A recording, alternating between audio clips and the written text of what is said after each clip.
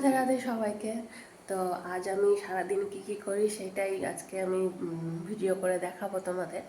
তো আজ এই সকাল 7টায় উঠে পড়েছি।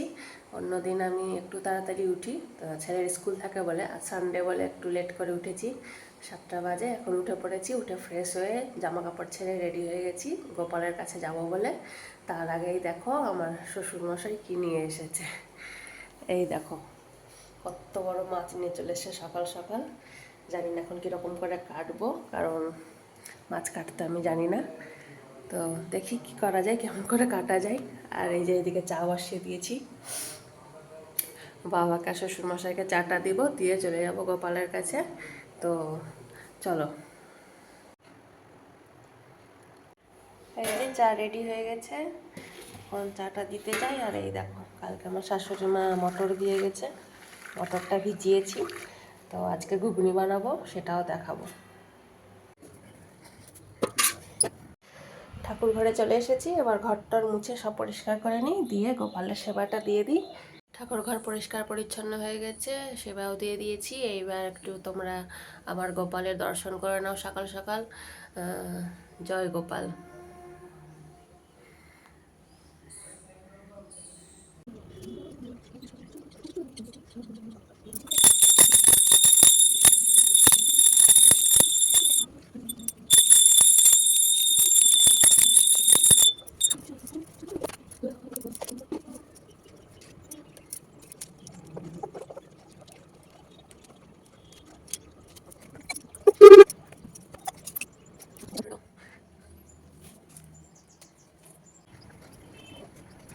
সকালে উঠে চিয়া সিড দিয়ে ভেজানো জল খেয়েছিলাম, মানে চিয়া সিডটা ভিজিয়ে রেখেছিলাম। যারা ওয়েট লস করতে চাইছো এটা খেয়েও খুব কাজে দেয়। অবশ্যই সঙ্গে তোমাকে ডায়েট আর ওয়ার্কআউট করতেই হবে। তো যাই হোক, ওটা খাওয়া হয়ে গেছিলো। আর এবার একটু চা, চা না হলে তো চলবে না, একদমই চলবে না। তো আমার জন্য চিনি ছাড়া চা বানিয়ে নিয়েছি, এবার একটু চাটা খাই, তারপরে রান্নাতে যাব। আর এইদিকে বাবা মাছটা কেটে দিচ্ছে।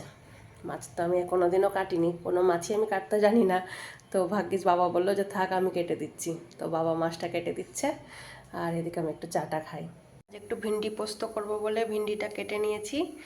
আর এইদিকে ভাত বসিয়ে দিয়েছি, আগে ভিন্ডি পোস্তটা করি, তারপরে মাছটা করব।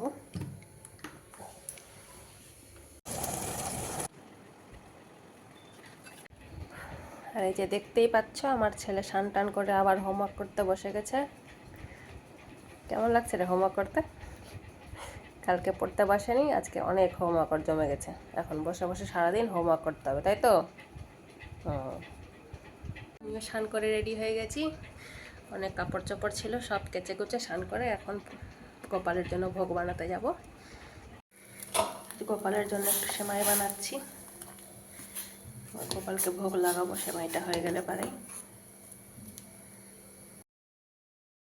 গোপালের ভোগ রান্না হয়ে গেছে।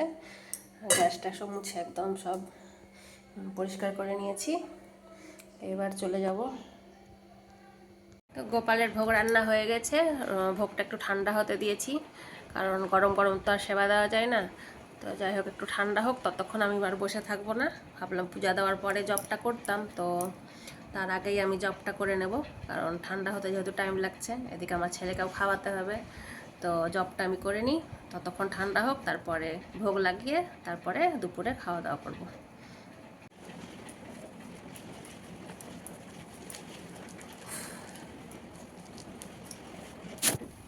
জব করা হয়ে গেছে, এখন যাই পূজাটা দিয়ে দিই।